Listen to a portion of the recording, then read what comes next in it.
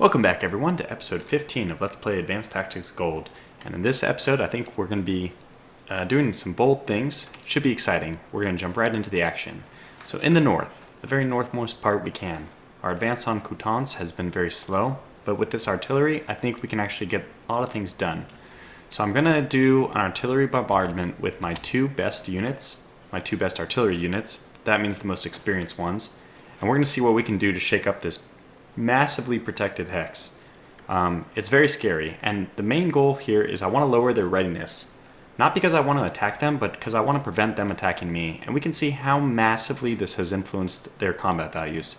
So what was a combat value of probably around 300 or at least 200 is now down to around 140, maybe 150. And this is going to facilitate me doing another attack on this hex right here. So we're going to push forward, which is going to pressure these units. Now, how are we going to do that? Well, we already have this like effectively a 7-to-1 advantage, but just to really make this a sure thing, we're going to bombard this hex as well.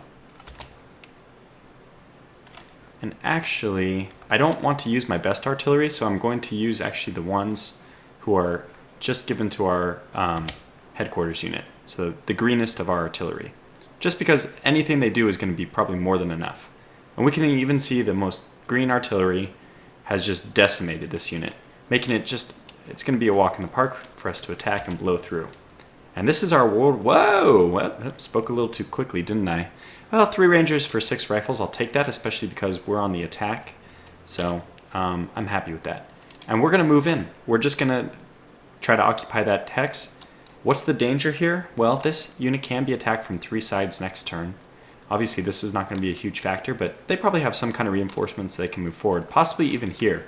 Remember, I don't have very good reconnaissance on there because I didn't start my turn next to it, and the forest is going to give 20 hide points anyway, which I'm not sure exactly how it interacts, but it's dangerous for us to try to shift forward more is what I'm trying to say. Now, it'd be even more dangerous just because they would cut us off and we'd be out of supply.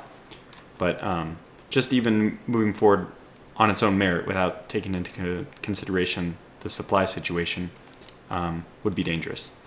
Okay, now, what am I going to do with this blank hex? Because I really don't have the units to fill it unless I shift machine guns or, I don't know, do some kind of dangerous thing because I really want to leave Bristol protected. What I'm going to do is move this machine gun unit forward and like so. Now, I have this blank hex here, and if you think, oh, are you crazy? You can't possibly fill that with just 2 machine guns. You'd be right. However, what I'm going to try to do is, I'm trying to see if this works. I want to move here, which should be a movement cost of 60. It says moving from here to here is a movement cost of 40, which means it should be a movement cost of 40 to move from here to here, and I won't have enough. Yep, so we're going to have to do it this way. I'm going to move in here, which is only going to allow me to have 55 action points left. And then I'm just going to transfer, using the 4 trucks I have, I'm going to throw in every available machine gun unit I have at my headquarters, which is only going to take a quarter of my total land capacity, 1,000 out of 4,000. So do this transfer, and now this unit has become a defensive value of 60. Now that's not great. I am going to be relying on the fact that they don't have any armor here. So if they attack, this combat value should be a lot higher on the defense. In fact, I would kind of welcome an attack, even if it's against a relatively low readiness unit, just because that will put them forward and I could cut them off very easily. They wouldn't be entrenched. There's just a lot of good reasons. The counterattack would be very, very strong if they decide to push in here. And I don't think they'll be able to push in here because we already have good entrenchment, and this unit is just, it's better in effectiveness than this machine gun anyway. However, there is something to be said about that because this unit can be attacked from both hexes, whereas this one can only be attacked from the one corner hex here. Okay, so we did that, and that's just going to put pressure on them, and we still have some artillery left. Why and for what purpose will we use these? Well, let's see what kind of value we can get out of them attacking this hex here.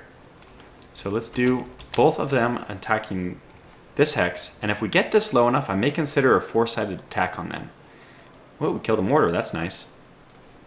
So this didn't lower the readiness probably enough for me to consider attacking. Just divided basically the readiness and entrenchment by 2. It's still a pretty strong hex, you know, about 80. And my forces themselves are not quite 80, so it would just barely be a 3-to-1 assault. I would get a bonus for being for the concentric bonus, being attacking from multiple sides.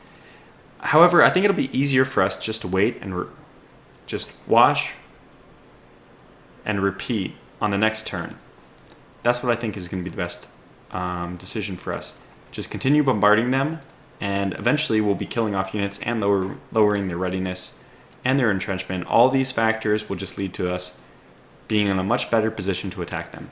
And even if they retreat or something, you may think, oh, we lost our moment, the opportunity is gone. Not really, because at least we already inflicted damage, and there's no strategic value to this hex. I would rather than move out of the forest. So, all right, let's finish this unit off. We can finally get our red unit back into the game. And good. What? Retreated? They're playing games with me now. Can we do one more attack? Yes, this should eliminate it.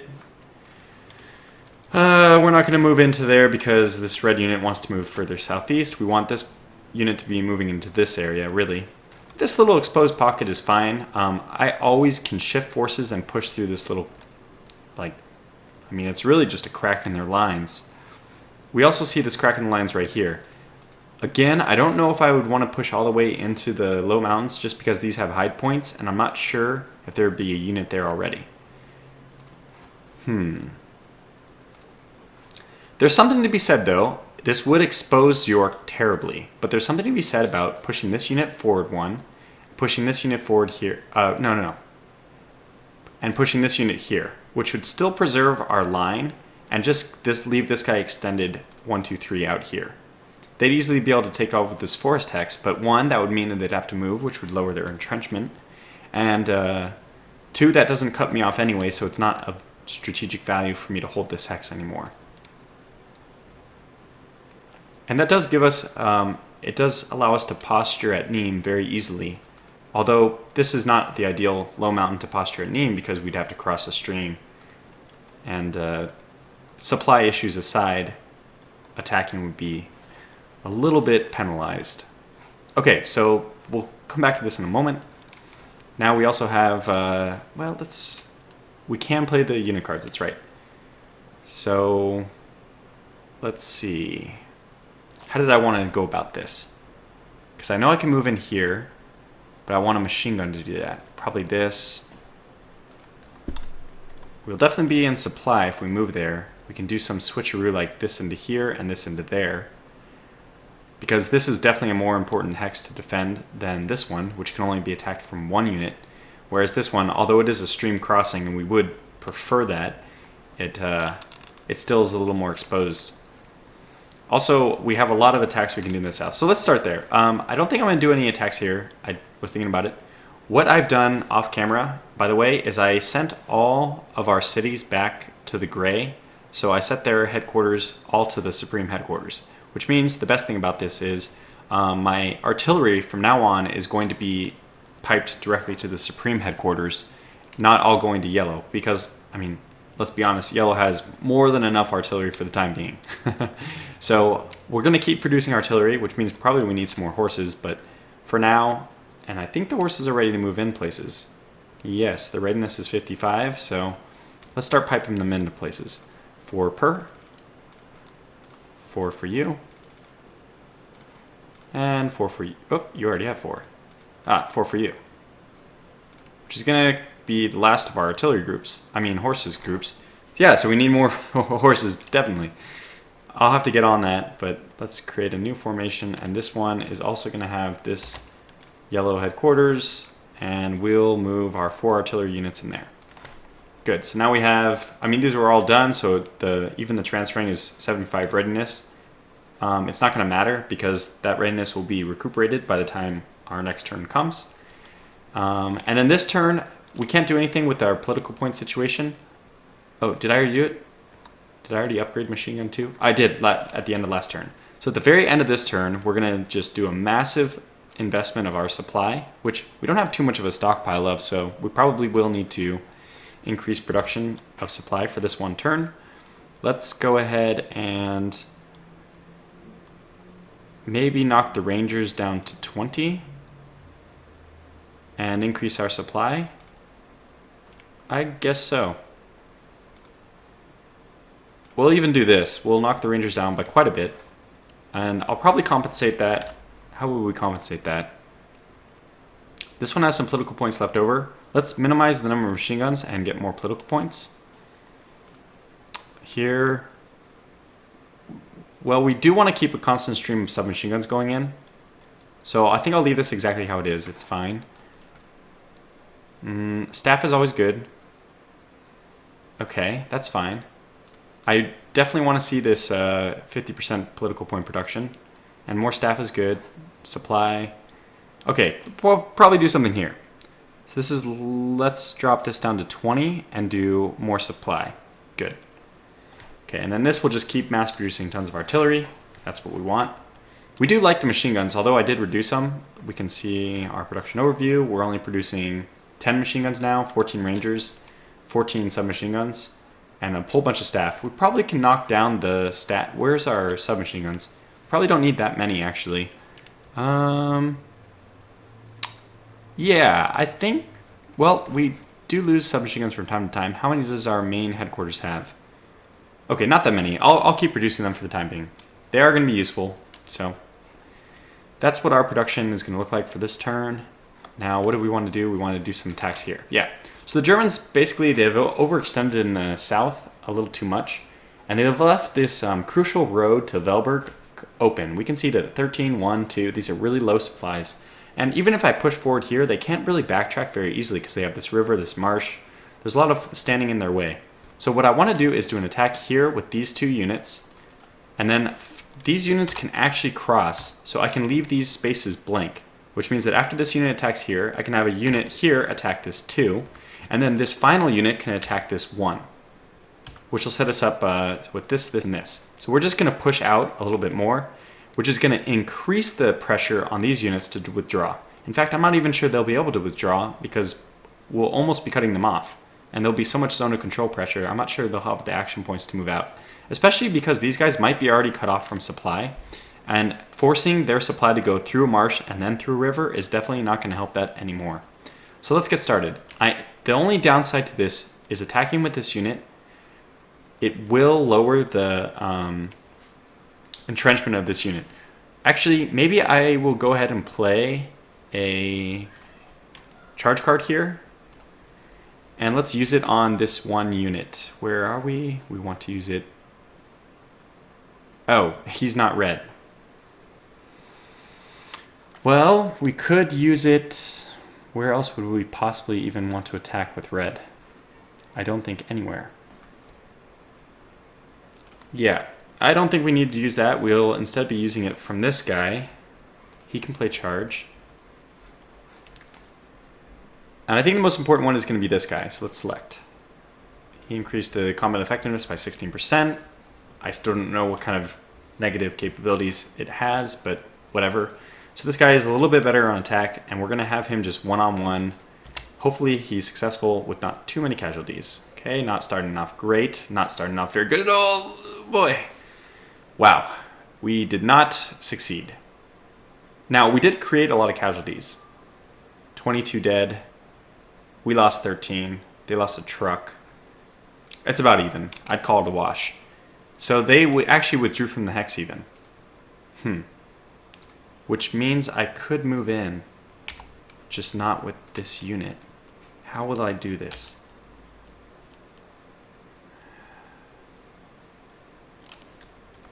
Why is this hex that important? Why am I even considering doing this? Yeah, I think it's worth even pushing. I don't want to, but I think I'm going to have to push a machine gun unit forward, which ruins this whole idea of having really high entrenchment with these units. I can definitely support with some, like this machine gun unit can move forward to Oxford, which will help defend it. But I need this hex because I don't want the French to take it. That's just the whole reason. I don't want the French to take it.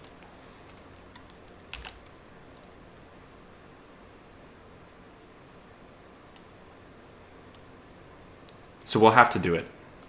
We'll do a shift.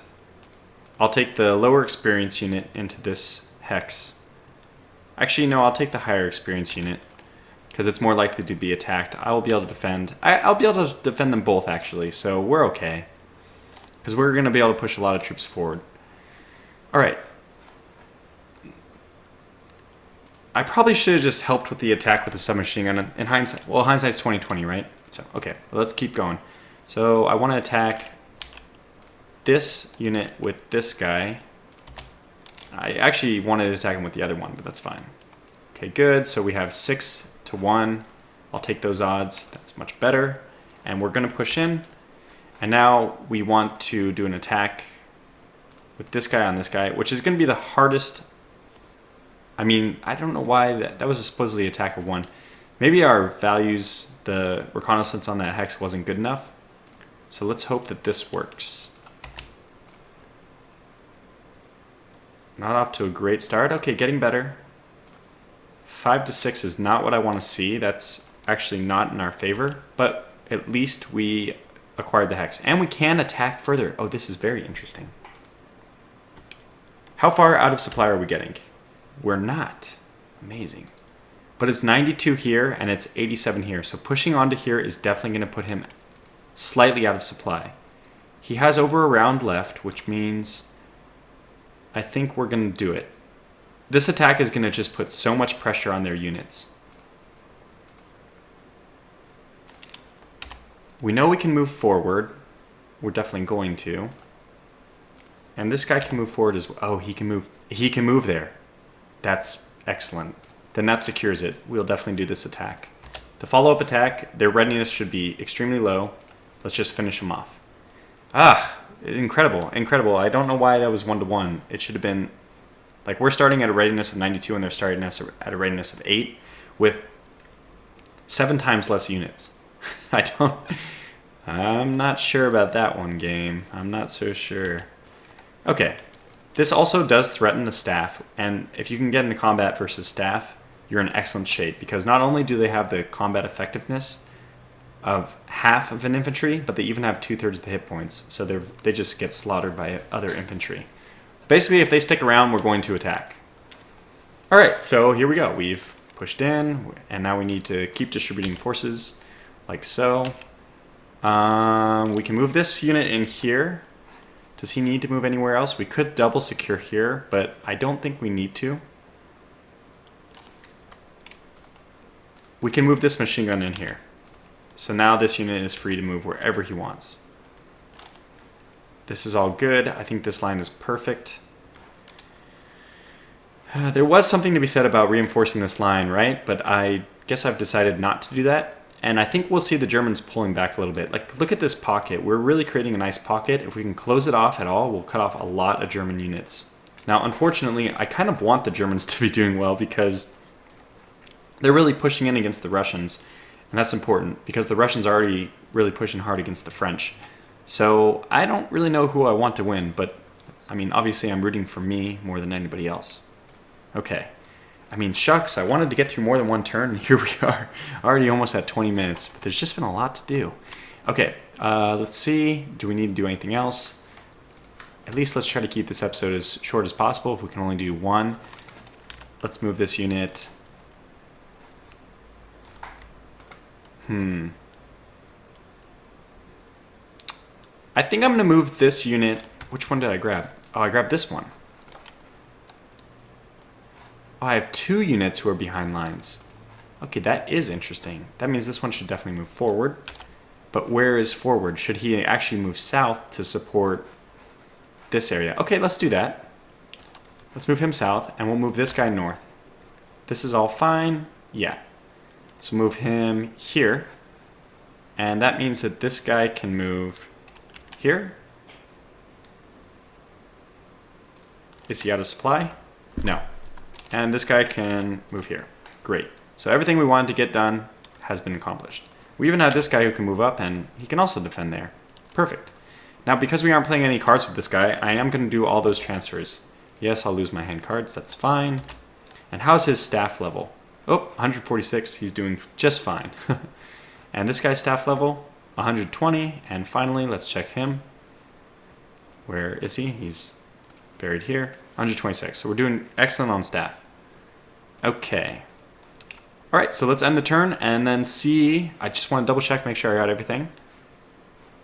Do I need to move any headquarters? I think we're fine. Yeah. yeah, so okay, we'll end this turn, and let's see what is the reaction by our AI opponents. End turn. Russians first, which you don't care about. Quite a mess we have going on here. Units cut off here. I mean, all kinds of nonsense. There was some battles. I saw a battle, but I didn't see anything about it. Another attack. Looks like down here. Oh, wow, we lost. Oh my gosh, they pushed in. Damn. Incredible. We stood firm. 2 to something more. Oh, we lost this one. Okay, wow. They definitely pushed back that unit very strongly. Yeah, so we took more losses than we actually killed, although we did kill 6 armor. I'm assuming that the armor loss was this fight in the north because they did break through. Let's just go very quickly through it. They did a lot of swapping around. And, oh, okay, so that's very strange. They had a massive, overwhelming force, huge losses from both sides, which, of course, I love to see. The massive attack, it didn't succeed.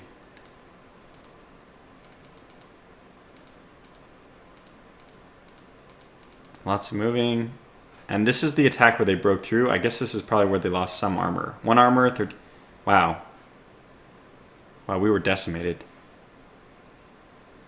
I mean, I'm very impressed. This is definitely over the 100 attack stack, but, or is it?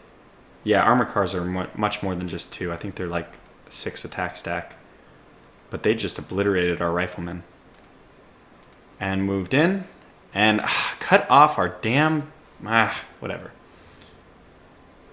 Oh, I think I went too far. Let's just go to the next battle. Okay, that was that one.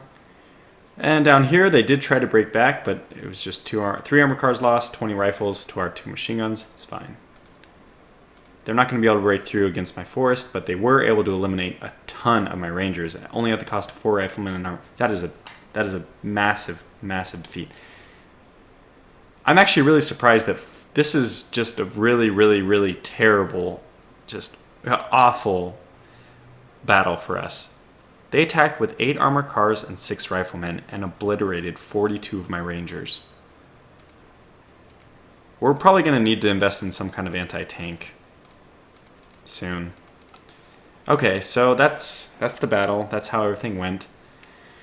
Looks like we're back down to 22 minutes. I can't seem to get 2 turns recorded in 1 episode. So that will once again leave us done for this turn. What do we want to accomplish on the upcoming turn? Well, obviously we're going to cut this unit off and make him pay for his... Yeah, I don't even think we'll have to wait. We'll probably just attack him with these 3 units. Even this unit will be helpful because we can probably do 2 rounds of bombardment, artillery bombardment. And this guy can't get over. He's going to move this way anyway. Yeah, this is very unfortunate. I think, however, it's weird. If they don't cut you off, like your production is done at the end of your turn, it seems. Because my headquarters did receive its 4 artillery. Which means that although this line was cut off, I don't have to... The Bristol and gun factory did successfully arrive at my main headquarters. But I am going to have to set the headquarters now. I'm pressing O, by the way. It's the shortcut for... HQ, you can see here, set HQ of location. Oh, so Bristol and the gun factory will have to go back to the yellow headquarters for 1 more turn, which is very unfortunate because I want the artillery to be piped down to the south, and I need horses to be built. So, anyways, we'll take a look at all that off camera, and when we come back, we have an interesting situation still unfolding. Hopefully, the German and French keep fighting. We'll look into it next turn. So, thanks for watching, and I'll see you next time.